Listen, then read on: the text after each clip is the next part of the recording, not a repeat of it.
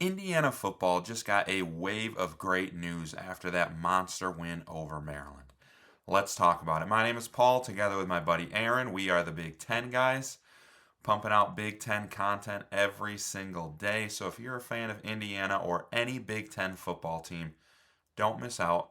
Hit the subscribe button, hit the like button. Got a lot more Hoosier content coming. I think we're going to be talking about them all the way into January because they are that kind of team. So don't miss out. Before I get going, give me your takes on the game. What'd you like? What'd you not like? Biggest plays, anything you want to share with us. We just always enjoy talking football with you guys. So let's talk about all the good news that came from the game. First bit of good news is it sounds like Elijah Surratt's injury is not bad. They reported during the game that he was hoping to get in even, but they just held him out as a precaution, and it was not believed to be a long-term injury. And then Kurt Signetti went on to say after he was asked if any of these injuries that came up were serious concerns, and he said, no, we came out good. Surratt's hamstring tightened up on him a little bit, and we got some guys with some bumps and bruises. As the week went on, it didn't look real good for Fisher playing, so there's no surprise there. And Drew Evans will be out for a few weeks, so we came out pretty good. Got some guys that are sore. We've played a few games in a row now, but we came out good. So that's what you want to hear, because it just feels like at this point in the season, a big-time injury might be the only thing that can stop this Indiana team. They're just an absolute juggernaut right now. And I say that like I'm a Michigan fan. I'm not an Indiana fan.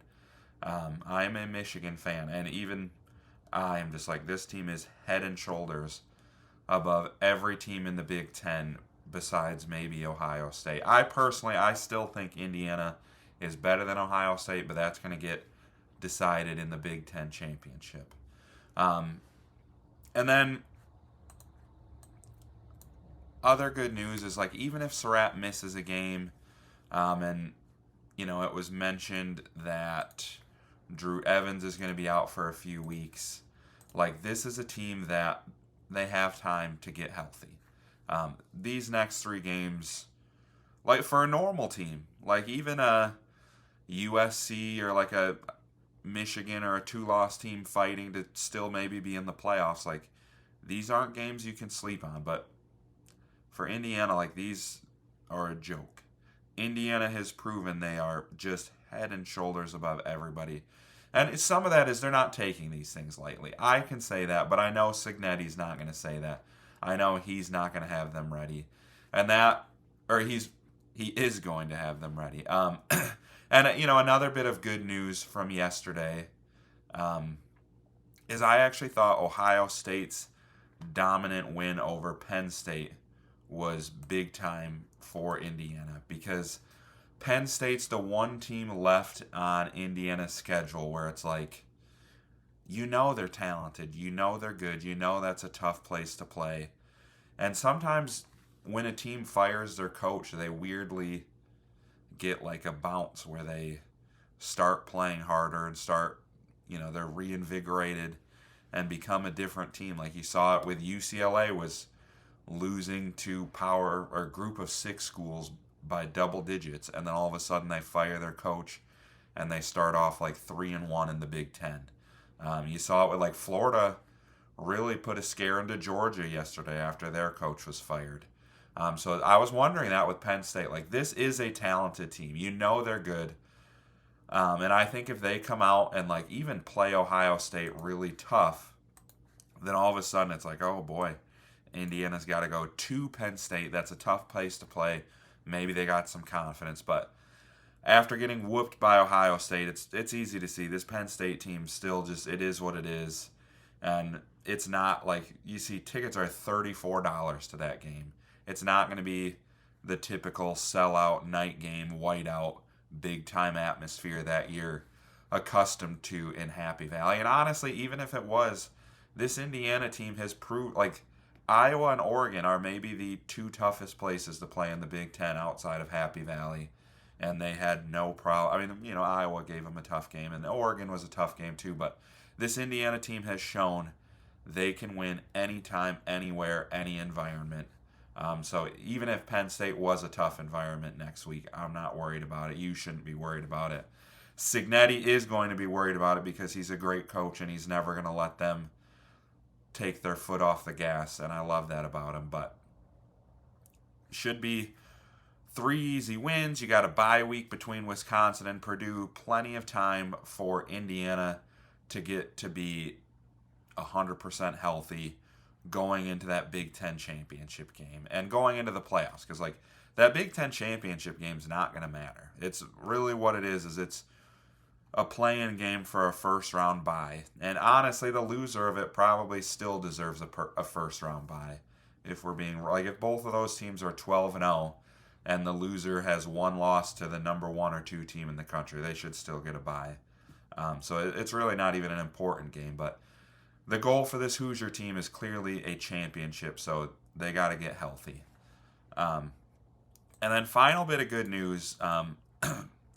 I guess this is kind of a 2-for-1 just based off of my observations of the game. First thing that I thought was big is Indiana, they come out, they throw a pick. Surratt is injured. A lot of teams might have struggled in this moment. They got punched in the mouth on the road against a good team. I know you see 4-4, you see unranked, you see 1-4 in the Big Ten. Nobody's going to give Indiana credit for beating Maryland, but I'm here to tell you, as somebody who has watched more Big Ten games than I'm proud of this year, Maryland is a good football team. You look at this schedule, they started off easy 4-0. Washington, Nebraska, UCLA, they led all of these football games in the fourth quarter. They were up 20-3 on Washington in the fourth quarter. Up on Nebraska in the fourth quarter, up on UCLA. They very easily could have been 7-0 coming into this game. They could have easily been 6-1. They should have been at least 5-2. They were up 20-3 on Washington. And I think it was 31-24 on Nebraska. They tied the game up with UCLA. They led going into the fourth, but tied it up with them with 50 seconds left and then lost on a field goal as time expired. This is a team that a couple things break their way and they're 6-1, 7-0 in the top 15 coming into this game. This is a good team that Washington, can't remember if they're ranked or not. They should be ranked. Nebraska should have been ranked coming into this USC game. UCLA, like I had said, they've been playing good football since their coach was fired. Maryland is a good team. They're on the road. Indiana is. They get punched in the mouth. They early deficit. One of their best players goes down. This is a recipe for at least a game that your typical team's going to struggle in. And you've seen, Georgia struggled with Florida. Alabama almost lost to South Carolina last week. It is not most top teams have a game where they struggle on the road against a solid but unranked opponent. And it seemed in the first few minutes maybe that is Indiana's game today. But this team just showed they're resilient and they're just too good to struggle with even a solid team like Maryland. And, by the time we get to half, it's 20-3. And then the game, it was just, they just poured it on in the second half like they do in every single game. So on this Indiana team, it just shows they can get punched in the mouth, they can struggle with injury, they can lose one of their best guys for the game, but they're just too deep, they're too elite, and they are just marching toward that national championship game.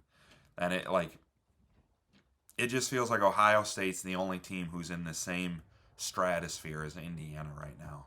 So I'm super hyped for when they end up playing. I know you guys are too. So drop me your takes on the game, and then don't forget, just like and subscribe on your way out.